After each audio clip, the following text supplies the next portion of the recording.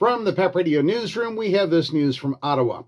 Canadian Prime Minister Mark Carney said Tuesday he told U.S. President Donald Trump that he meant what he said in his speech at Davos and told him Canada plans to diversify away from the United States with a dozen new trade deals. Carney rolled his eyes and rejected U.S. Treasury Secretary Scott Bessent's contention to Fox News that he aggressively walked back his comments at the World Economic Forum during a phone call with Trump on Monday. To be absolutely clear, and I said this to the president, I meant what I said in Davos, Carney said to reporters as he arrived for a cabinet meeting in the capital, Ottawa.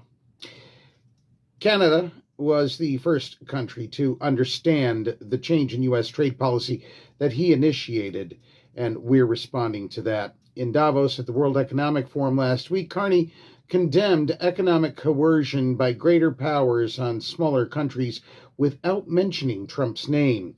The Prime Minister received widespread praise and attention for his remarks, upstaging Trump at the gathering.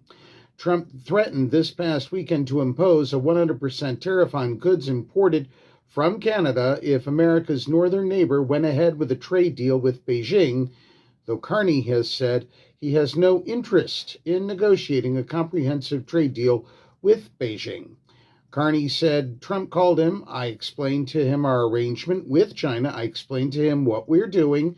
12 new deals, 4 continents in 6 months. Carney said he was impressed.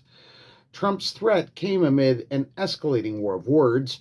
With Carney, the Republican president's push to acquire Greenland strained the NATO alliance, alarming Canada, which shares a 3,000-kilometer maritime border with Greenland in the Arctic. Trump has also previously talked about making Canada the 51st state. Carney said his recent agreement with China merely cut the tariffs that were recently imposed on a few sectors. The Prime Minister plans to travel to India, Australia, and other countries in efforts to diversify trade away from dependence on the United States, which takes more than 75% of Canada's exports. The United States-Mexico-Canada agreement is up for renewal this year, and Carney has set a goal for Canada to double its non-U.S. exports in the next decade. That's what we know for now. From the PEP Radio Newsroom, I'm David Moore.